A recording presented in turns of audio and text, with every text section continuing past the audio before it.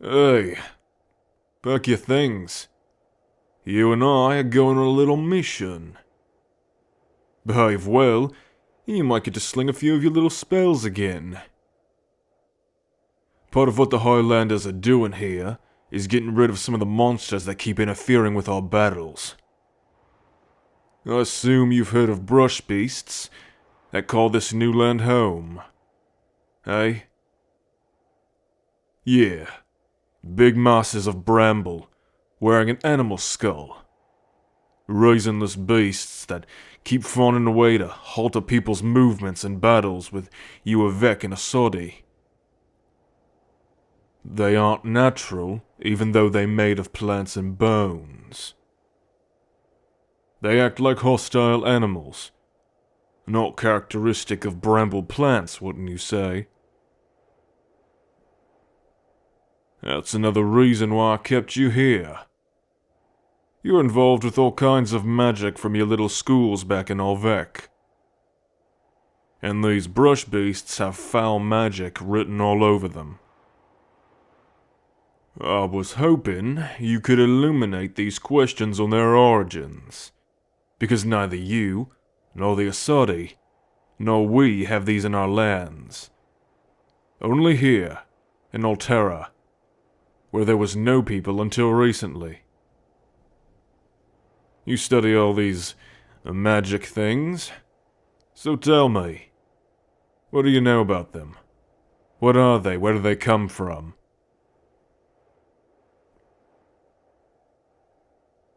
Ah, so your people think it has to do with your divines.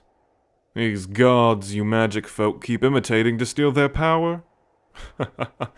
Seems like something they would do. Go on.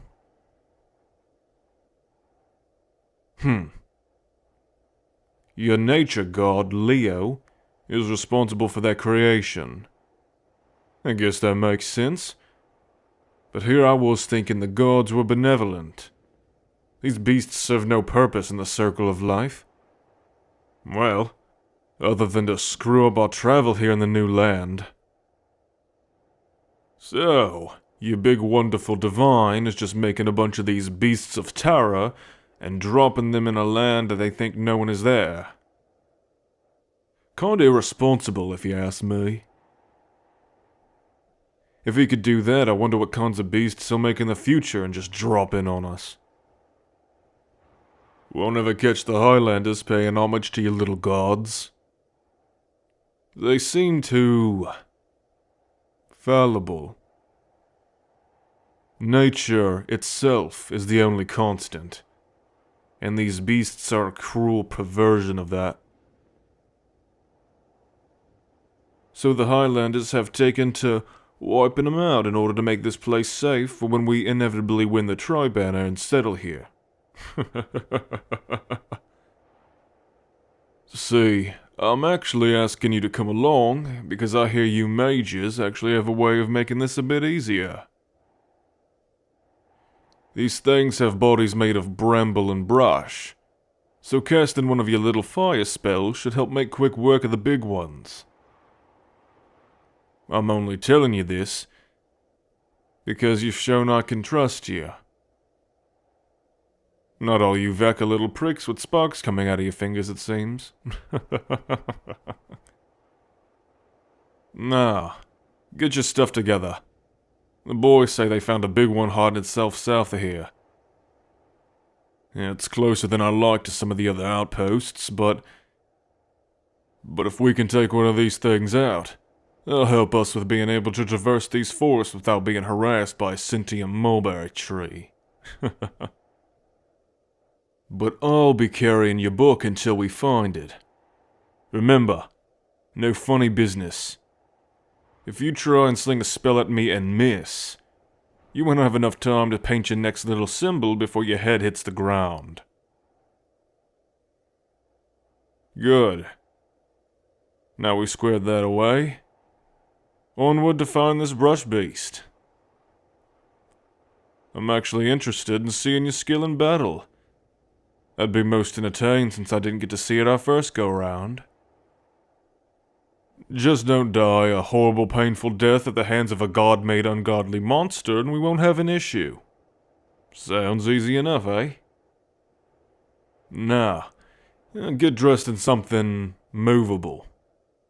I know that may be a foreign concept to you white robes, but when you're doing it here, you're doing it the Highlander way. Might be able to light it on fire, but you're fucked if you're running through the forest and your cape snags on something.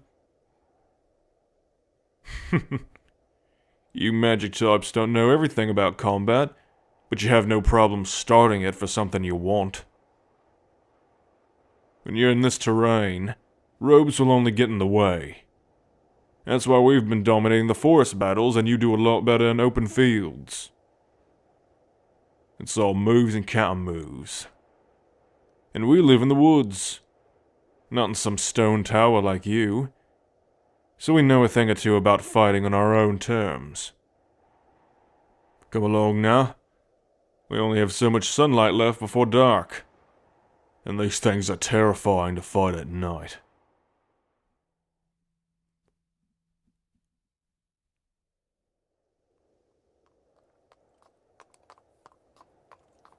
Well, at least you know how to ride a horse elegantly.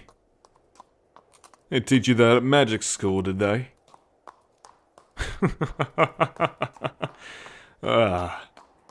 No, I just like poking fun at ya. I'm also just curious. I personally would never touch magic with a 10-foot pole, but it's still interesting to learn from the lives of others, even enemies. That's one thing that connects us all. Heck, the Saudi Highlander. We all want to be the ones with the most knowledge. If we weren't busy constantly fighting, we might even be able to compare notes. But, yet here we are. Another thing is that we're all very stubborn. So, thus, war. But still, it will be very interesting to see what we could do if we put all of our information, skills, and ways together. Might even make us stronger people. A pipe dream, surely. So until then, we Highlanders just won't go down as the ones who lost our birthright in battle. So we must win. We must fight. I'd be sorry if I truly didn't believe that our cause was just as you believe yours is, and the Asadi believe theirs.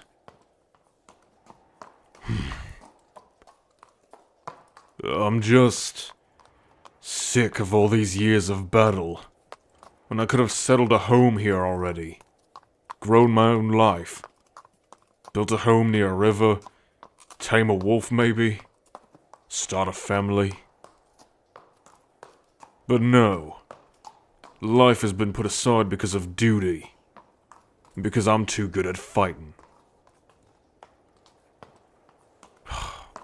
Wouldn't you rather go back to your school and graduate, and not be cut down here in some uncivilized place as a novice student fighting for a land across the ocean? For you and the Asadi, it's about resources. For me and mine, it's what we believe is ours. None of us are gonna back down. And I've stained too many white robes red, and I've shattered and snapped too many bows. There needs to come a time when we aren't throwing innocent people at each other, only to die in a battle of attrition. Life is precious, and I've been forced to end too many of them. The only reason I didn't cut you down was because you physically couldn't hurt me.